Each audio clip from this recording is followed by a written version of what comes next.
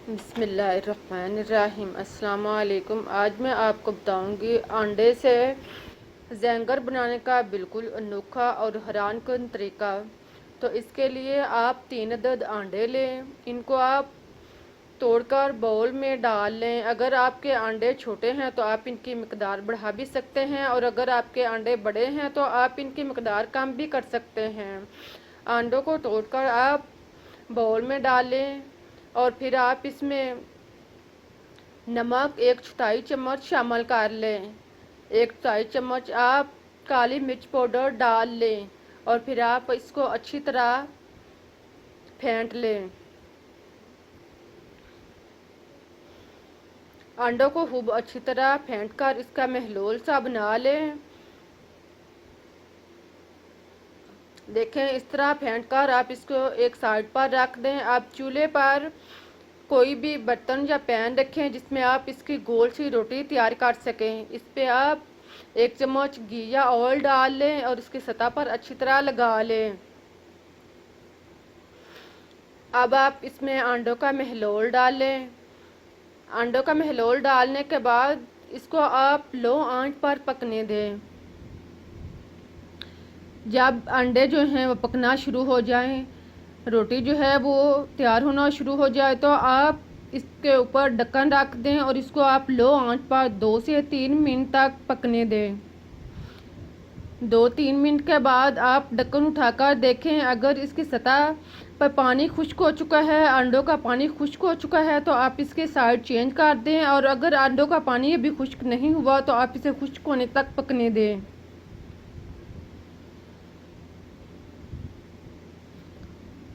इसके side change करके आप इसको ऊपर से हल्का सा दबाएं और सेट कर लें ताकि रोटी जो है वो ख़राब ना हो। इसी तरह आप इसे 1 से 2 दफ़ा दबाने के बाद अब आप इसका ढक्कन दोबारा इसके ऊपर रख दें और इसको आप दोबारा से 1-2 मिनट तक पकने दें। अब आप साइड चेंज करके देख लें कि इसकी साइड जो है वो ब्राउन हो चुकी है। जब दोनों साइड से रोटी जो है ब्राउन हो जाए, देखें इस तरह रोटी तैयार हो जाए। आप देख रहे हैं कि रोटी जो है वो आप कितनी अच्छी और मोटी हुई तय इसकी गोल तैयार हुई है। इसको आप निकाल लें। इसको आप प्लेट वगैरह में निकाल कर एक साइड पर रख दें ताकि ये नॉर्मल हालत में हो जाए। इतनी देर में आप 1 कप मैदा लें। इसको आप छान कर अच्छी तरह साफ कर लें। इसके अंदर कोई गिल्टी वगैरह नहीं होनी चाहिए। फिर आप इसमें 1 चम्मच चाट मसाला डालें। अगर आपके पास चाट मसाला नहीं तो आप काली मिर्च और नमक दोबारा से डाल सकते हैं, या आप आमचूर पाउडर डाल लें। इसको डालने के बाद आप इसको अच्छी तरह मिक्स कर लें। फिर आप आधा मैदा जो है निकाल लें। 2 से 3 चम्मच मैदा आप निकाल कर खुश्क एक साइड पर रख दें। बाकी में आप थोड़ा सा पानी डालकर इसका अमेज़ा सा बना लें। आधा आप गीला तैयार कर लें और आधा जो है वो खुश्क रख लें। देखें, इस तरह गीला जो मैदा है वो इस तरह तैयार करें, जो ज़्यादा पतला नहीं होना चाहिए और ना ही ज़्यादा गहरा होना चाहिए। इनको आप एक साइड पर रख दें। अब आप रोटी को काट लें। रोटी को आप दरमियान से काट कर 2 हिस्सों में काट लें। फिर इसी तरह आप दूसरी साइड से भी दरमियान में काट कर इसे 4 हिस्सों में तकसीम कर लें। अब आप देखते हैं कि इसके टुकड़े जो हैं वो बड़े हैं। आप इसे मज़ीद छोटे टुकड़ों में काट कर 8 टुकड़ों में तकसीम कर लें। देखें, इस तरह के आप इसके 8 टुकड़े जो हैं वो मुनासिब साइज़ के बना लें। अब आप हर टुकड़ा जो है वो अलग कर लें। सारे टुकड़ों को आप अलग अलग कर लें।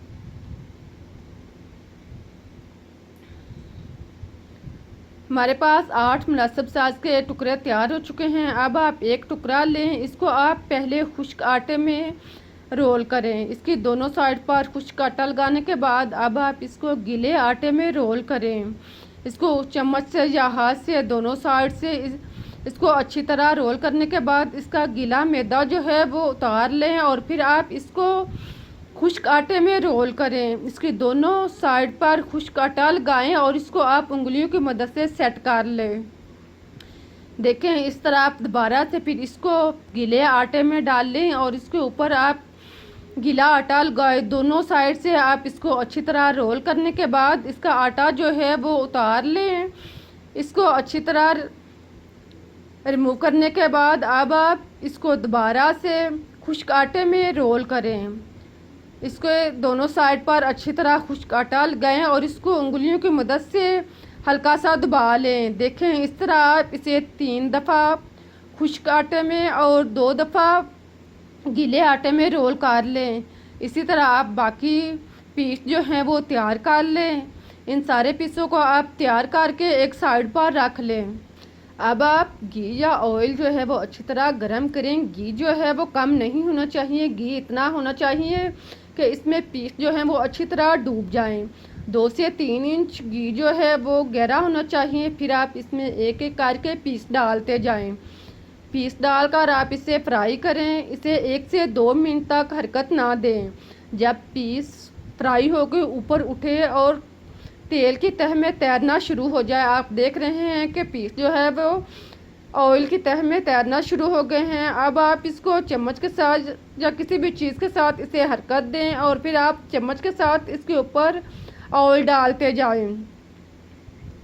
साथ में आप इसके चम्मच के साथ ऑयल डालते जाएं और साथ में इसको हरकत देते जाएं। जैसे जैसे आप ऑयल डालते जाएंगे इसकी हर तह जो है वो निखरती जाएगी और ये क्रिस्पी होते जाएंगे।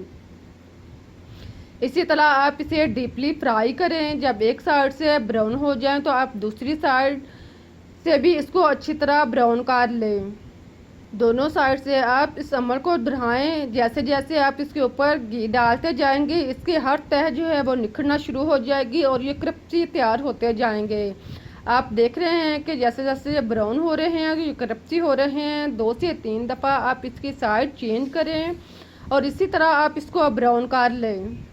दोनों साइड से अच्छी तरह ब्राउन हो जाएं तो आप इसको निकाल कर जालीदार बर्तन में रखें ताकि इनका ऑयल जो है वो अच्छी तरह रिमूव हो जाए। आप देखें कितने अच्छे पीस तैयार हुए हैं। इनके हर तह निकरी निकरी और क्रिस्पी तैयार हुई है। आप बाकी पीस भी इसी तरह इनको अच्छी तरह फ्राई कर लें। आप खुद देख सकते हैं कि पीस जो है वो कितना अच्छा क्रिस्पी और मज़े का तैयार हुआ है। अब मैं आपको तोड़ कर दिखाती हूँ। पीस जो है वो अंदर तक क्रिस्पी तैयार हुआ है, बिल्कुल कच्चा नहीं है। बहुत ही मज़े की टेस्टी रेसिपी है। आप इसको केचप के साथ, मायोनीज़ के साथ मज़े से नोश फरमाएं। मुझे इजाज़त दें, फिर मिलते हैं एक नई और मज़ेदार रेसिपीज़ के साथ। तब तक के लिए अल्लाह हाफिज़। लेकिन आप जाते जाते रेसिपीज़ को लाइक करना, चैनल को सब्सक्राइब करना और शेयर करना मत भूलिएगा ताकि मैं आपके लिए इससे बेहतर और मज़े की रेसिपीज़ आपको टाइम तक पहुंचा सकूं। इस दुआ के साथ कि जहां भी रहें खुश रहें, आबाद रहें, तो मुस्कुराते रहें। फिर मिलते हैं नई रेसिपीज़ के साथ। अल्लाह हाफिज़।